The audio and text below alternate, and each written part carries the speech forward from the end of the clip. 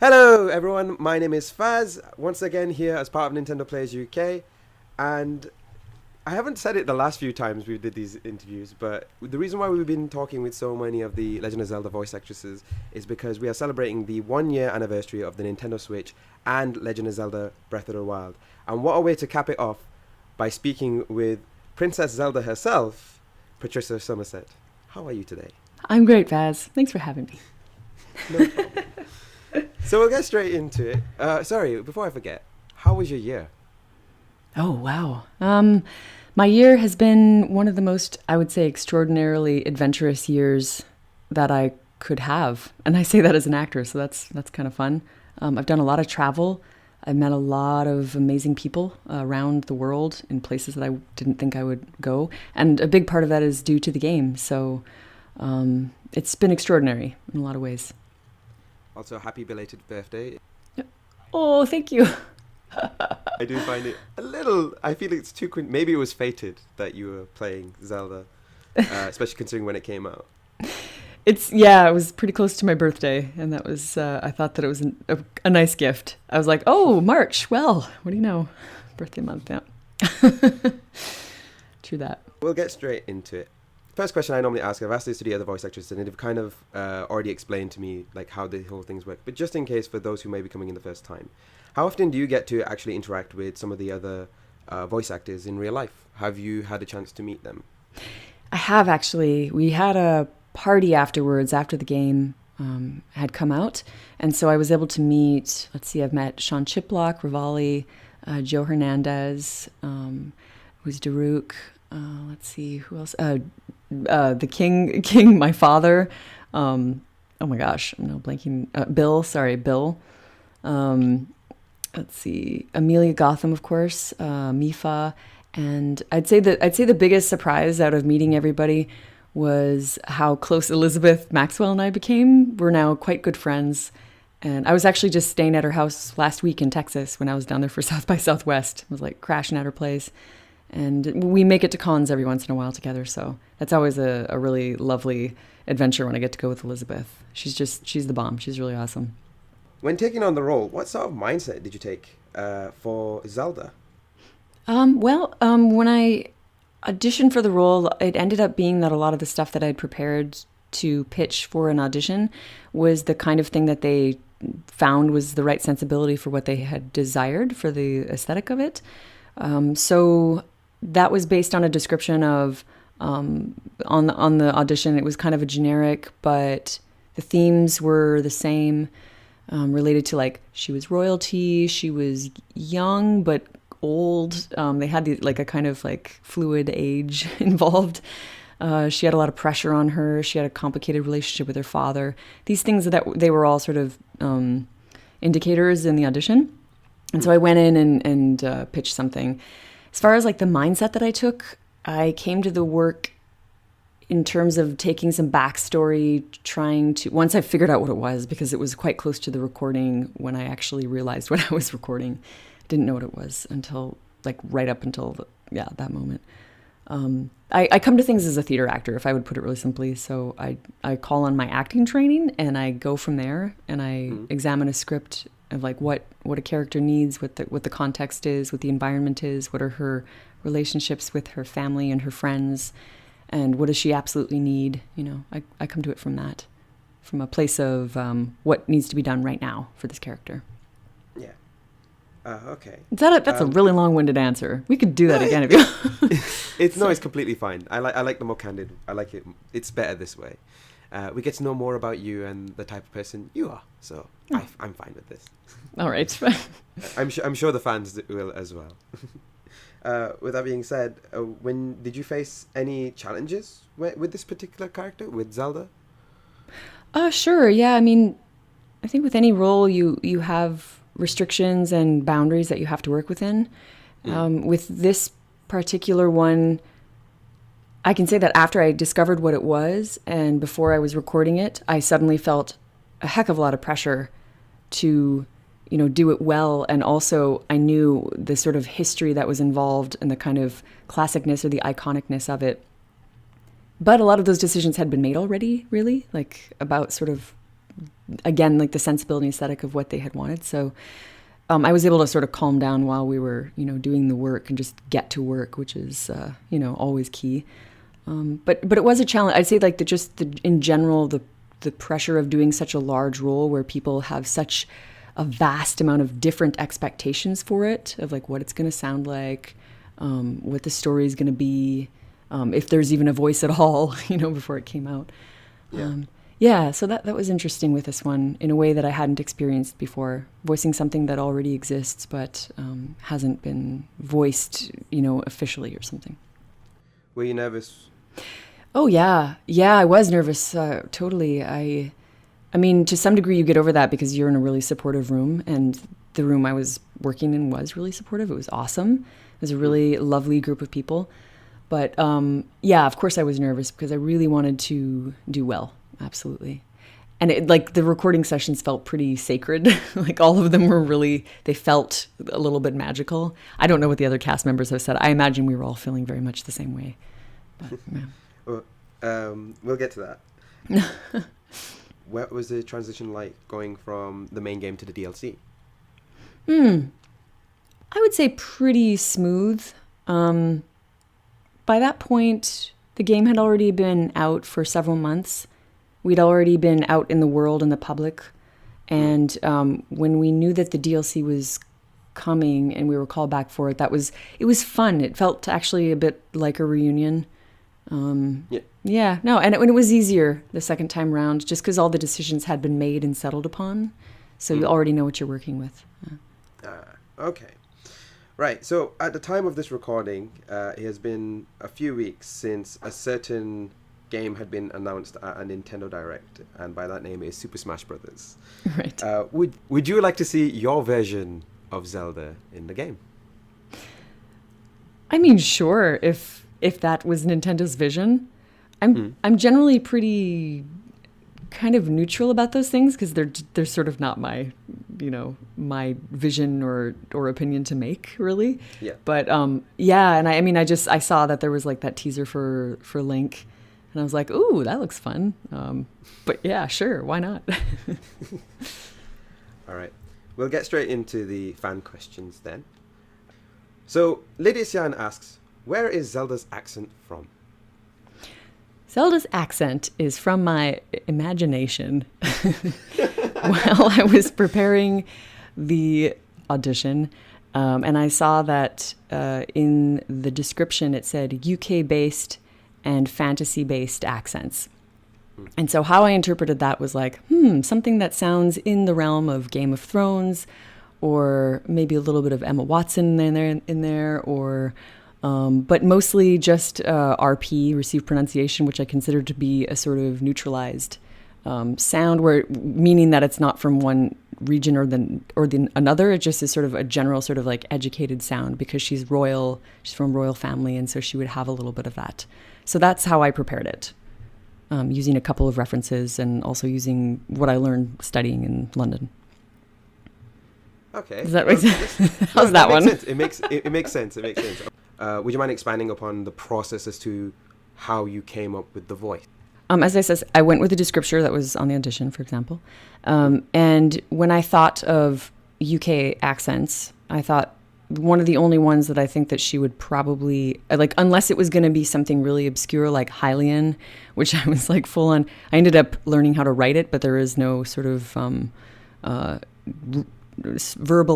Hylian that you can sort of speak at length. But I wondered if that was something that might come up. But just because it was UK-based, fantasy-based, usually what you get is a sort of version of like a received pronunciation. What is received pronunciation? I guess when we speak in acting terms, we just say RP. Or like there's RP and there's heightened RP, and heightened RP would be like sounds of a queen, and RP would be just sort of like a more sort of upper class educated British sound that you'd hear on like the BBC or something else when people are doing sort of a general sounds of like local British before you get into anything too regional, blah blah blah.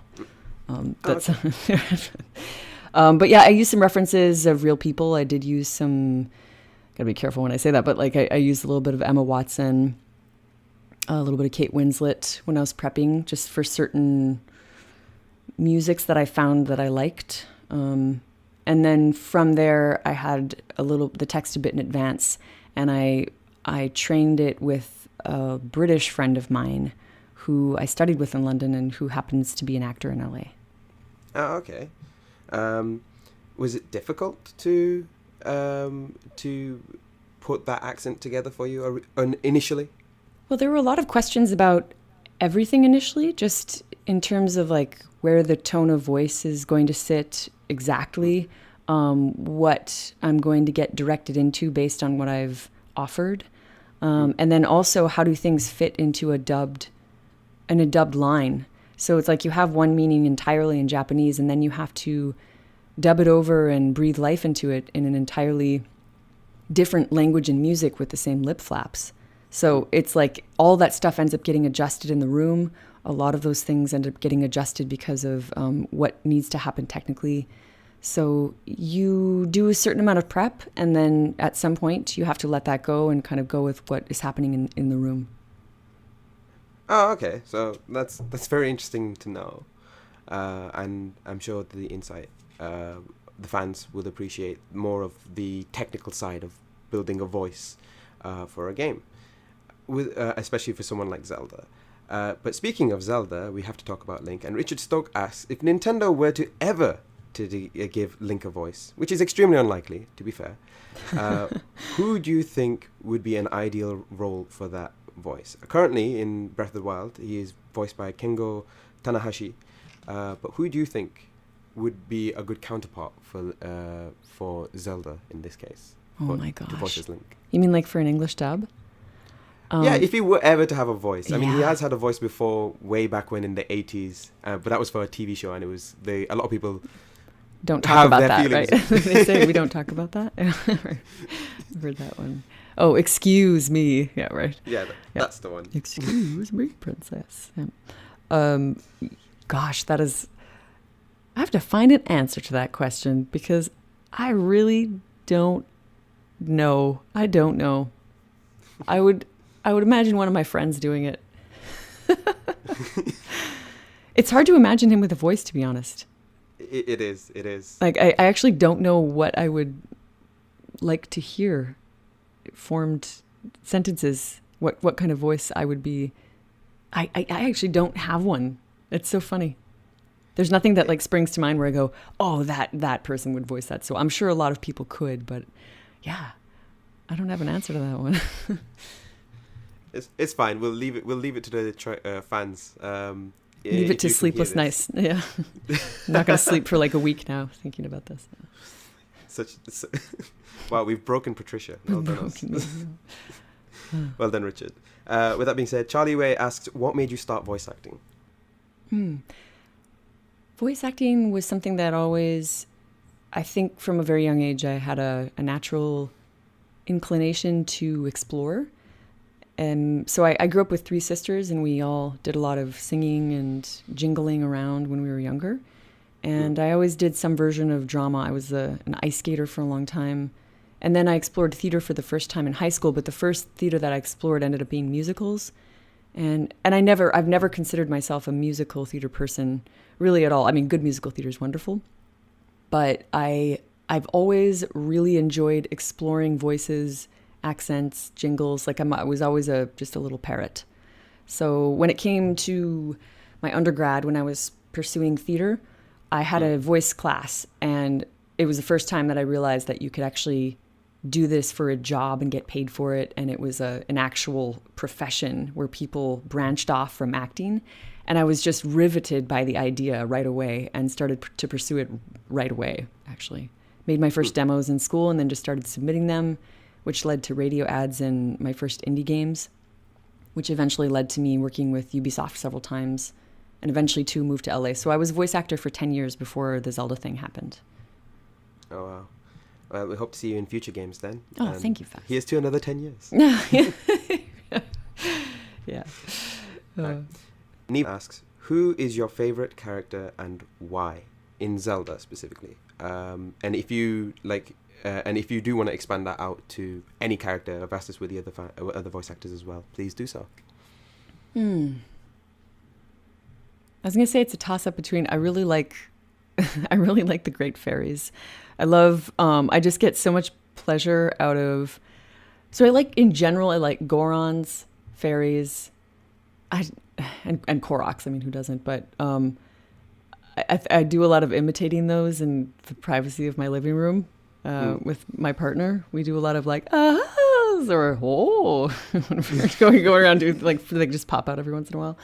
So probably those, but I would say definitely of the champions. I would say probably Urbosa is kind of I'm just like partial to her because I also really like her in real life, and she's just such a badass looking character, and I feel a kinship with her. Even during recording as Zelda, I felt a kinship with Elizabeth's character and the way that she was a protector, and then getting to know her was super cool. So probably her. She told us about the cat story, by the way.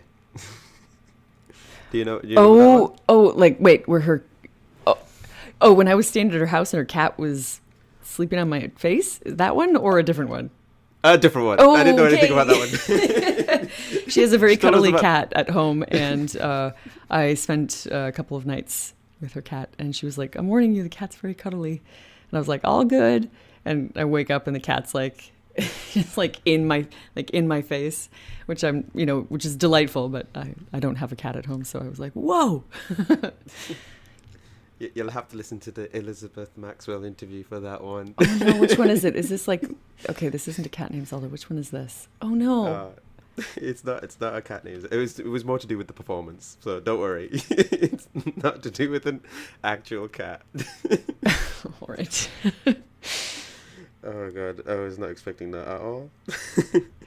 Okay, sorry. You never know what's gonna happen when you're talking. Right. Anyway. Mm-hmm. I gotta ask this one because Joseph Robinson asks, my son, who has beaten Breath of the Wild, is 7, and he wants to know. Congratulations.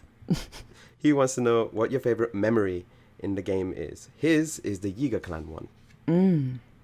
Ah, right. I mean, of the ones that I am in, it's hard to choose favorites. Except that I really enjoyed. I'm a big frog fan in real life, so that's definitely a thing. I felt a lot of kinship when doing that particular memory, and I'd say the most sort of powerful one to do was the one, without giving away too much spoilers, I guess, where she sort of comes into herself in a very intense moment, and realizes that she's powerful. And it's going to all work out for a moment there. That one to me was extraordinary to do and extraordinary to be in the room doing and watching and recording with everybody. There was music. It was great. I think we're coming up to our last few questions. And Brian E. Baxter asks, when you voice different performances each day, how do you mentally switch to each character? I have a cup of tea because that's the Yorkshire thing to do. Because she switches from various characters because she's a voice actor? Oh, no. For her, when she's trying to deal with many different things in life, she okay. deals I with was things like, by having well, a maybe. Yorkshire tea. It's like, I'd probably have a cup of coffee, I guess, to cleanse my palate. I guess it depends on if it's a character that you've already established and you're going back to, or if it's a character that you're developing. For example, like right now, I'm working on an audition today where I have to memorize 3 scenes for a character that I have no idea what it is, but it's going to be for a video game and might involve being a monster. So I reread the text over and over again and sort of walk around with it and put it into my physicality.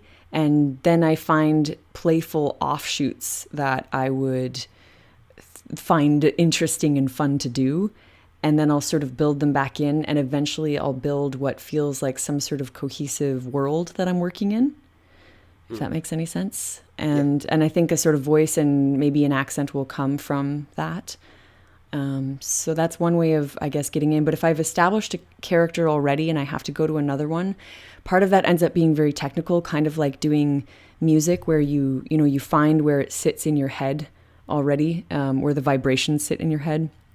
and you pitch back there. Sometimes if you use a phrase or a gesture to put with a character, to sort of get back into it, like one phrase that you really think that character likes to say or that really fits the music of that character, that can help. If you have to switch quickly, for example, if you have to do like 3 in a session, which that happens sometimes, you're doing like 3 characters in one voice session and they're like, okay, and the next one, and you have like a minute to sort of get your mouth around it, or even less sometimes, and then start into that new character. I like sometimes technical cues help you as you're sort of coming back around into it. If that makes any sense. It's a good question. It's a hard one to answer actually. But yeah. I guess it's because there's so many different ways you could handle it. Right. Yeah. But it is a good question. It's a very interesting. It's like, how does an actor work really, or how does a voice artist work specifically compared to a different kind of actor? I'm glad you like that one. Richard Brown asks, what is your favorite part of Zelda and that you weren't directly involved with? So this could be a favorite memory, or it could be something in the game, or it could be an interaction with the fan. Oh, well, I'd say it's a toss-up between, like, in the games, I really like exploding rocks and finding the gems that are underneath. That's something that comes to mind. I find that such a pleasurable... a funny little part of the world. So that's great. And I'd say also some of my favorite experiences have been in real life, absolutely connecting with a lot of fans. I've had some really intense moments with fans this year, and people that I've met that have just been so either in a really vulnerable place or in a really appreciative place, that have just really enjoyed celebrating the game with me. And that is, sometimes you're in a different part of the world when you're doing that, and you're just like, wow, how did I get here? It just feels like pure magic. So there are a lot of moments, a lot of magic moments that have happened because of this game. Hard to single one out. There's nothing wrong with that. And I'm glad that you've been able to have such a positive experience from the game itself, as with us fans. And hopefully we'll get to have some here with you in the UK at some point in the future. Yes, perhaps. ... One day. Right. With that being said, I think that's all the questions I can ask from the fans. And I always like to end every interview with a voice actress or voice actor with this question. With your experience in voice acting, and now that you have played such a prominent character, or one of many prominent characters, what do you think is the most important thing for voice acting to you? I could be really basic and say to love what you do, but I think it's bigger than that. I think with any so I think voice acting, what it really comes down to is if you take the voice off the front of the word and you just say you're acting. I think a lot of people forget that they think it's all about doing funny voices. There's just or changing your voice. It's so much more than that. It's a full body acting experience.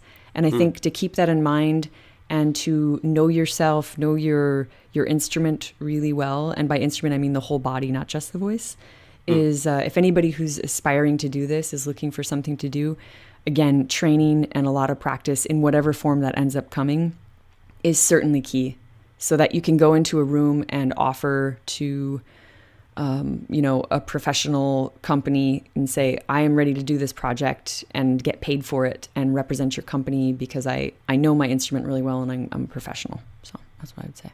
Acting first. I think that brings to a close to our questions. Thank you to everyone who submitted a question today.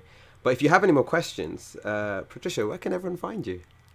Well, I'm online and I'm pretty active on there. Interacting on Twitter and Instagram. I do have a Facebook page. I'm on there sometimes. But Twitter and Instagram are at Summersett. So summer like the season, SETT_. Thank you very much for joining us today. For fans, just in case, we are Nintendo Players UK. If you want to find a local group near you, do not hesitate to go to nintendoplayers.uk. We also have a Facebook, a Twitter, and an Instagram. At Nintendo Play or at Nintendo Play UK on Twitter, Nintendo Players UK on Instagram and Facebook, And if you want to join us, come to the website. Once again, thank you very much, Patricia, for joining us. Thank you, Faz. Thanks for having me. Appreciate it. Hopefully we'll see you soon. Maybe we'll see you soon after. Maybe we'll see you in another game fairly soon. Maybe. Or maybe in Smash Brothers. We'll see. In either case, we'll see you guys next time. Bye. Bye.